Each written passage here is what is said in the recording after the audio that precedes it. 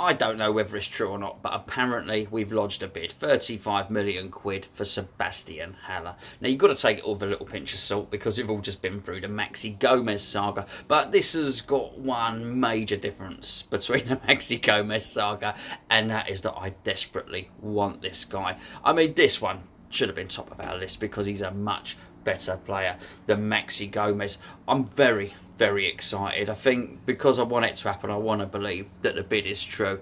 I want to believe that we're in negotiations. Apparently we're very, very close. Representatives are about to meet and all that other stuff. I don't really know about the sources. I've not spoken to anybody. I'm building my shed, as you can see. But I couldn't let this ride without sort of conveying some of my excitement about it.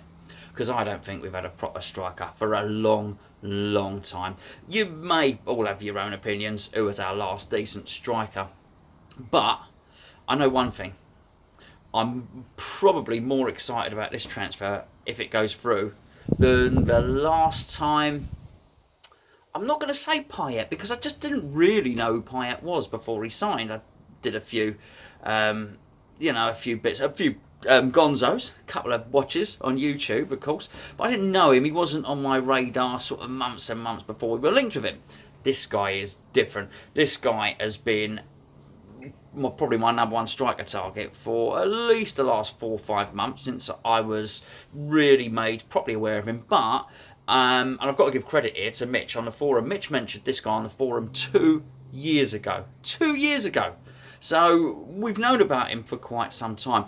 But I would be about as excited about this, I think, since we signed Tevez and Mascherano. And that was brilliant. I mean, that was totally left of field. I remember I actually stayed over at my mum's for the weekend. And I've been out on the razzle-dazzle the night before. And Mum woke me up for a cup of tea. And she said, oh, there's something going on Sky Sports News downstairs. I've left it on for you. She said, West Ham have signed somebody. It's called Tevez. Is that... I thought, no, surely not. Went downstairs with me a cup of tea and we would sign Tevez and Mascherano. Clearly, I'm not suggesting Sebastien Haller is going to go on to achieve everything that Tevez has in the game. But I'm just saying, me personally, I would be as excited for the first time since then. Proper strikers, real strikers, it's been a long time. Tony Cottee was the last striker that scored 20 league goals for us in a season. This guy is a proper real striker. I think Dean Ashton would have gone on and been that guy. He was very, very unlucky with injury. There's obviously a few naysayers about Sebastien Haller. They're saying, why, if he's that good, doesn't he get into the France squad? Well, I would just answer that by saying, have you seen that France squad? It's fantastic. It's absolutely brilliant. It's no shame not to get into that France squad. And do you know what? When Giroud starts to feature less, which he will do very, very soon, I would imagine, then I would expect Haller to be in there. But they've also got a lot of good young talent as well. And let's be fair about this, if he was Kylian Mbappe, we wouldn't be getting him. We wouldn't be in with a sniff anyway. This is the best standard forward that we can get for our level, for West Ham United. In fact, he's a level above West Ham United. Just to bore everyone silly again, he can play his back to goal. He's big, he's strong, he's quick. You can play the ball in behind. He's aware, he's great in the air. He can shoot with both feet, he can pass. He is the complete forward. I was banging on for ages how limited I thought Maxi Gomez was, because I just thought he was a bit of a bully boy. He could only play with his back to goal. I thought his first touch was poor. I didn't think he could pass very well. Haller is none of those things. Haller is a very, very rounded player. I think it would be a superstar for us. And I just think, the other day I did a little video and I said, when I was talking about Chicharito, and I said if you play Chicharito up front, put your best players behind him and make up a team in your own mind.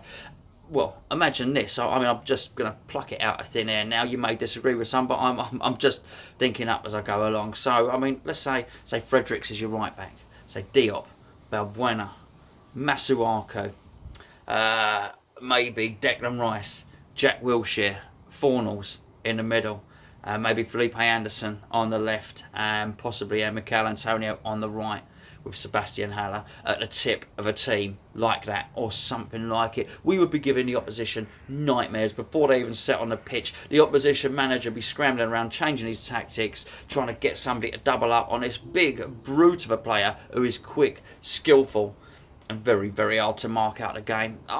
This video might be consigned to the recycle bin, because we might just sign somebody else who I don't particularly fancy. But it's very, very hard not to get excited about this. I'm loving the stories that are coming out. I didn't love the stories with Maxi Gomez. I didn't love a lot of the stories with a lot of the players we've been linked with. But this guy should be the guy.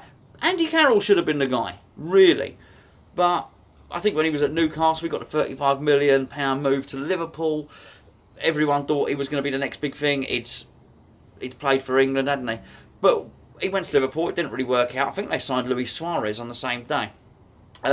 We signed him on loan.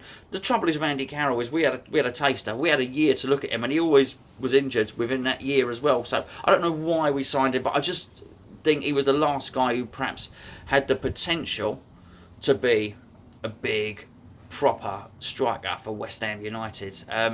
Since then, I think we've flattered to deceive. I think we've got it wrong. The stats suggest that we've got it wrong.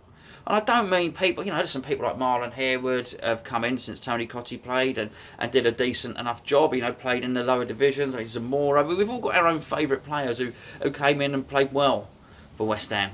You can't really count Tevez as much as I loved him. He only played it for one season. I'm talking about somebody that comes in, plays 2 or 3 seasons, and threatens to score 20 goals a season. They might fall short, they might score 18. And I'm talking about Premier League goals, Just somebody that we can build our team around, that can be the spearhead, the pivotal point of our attack.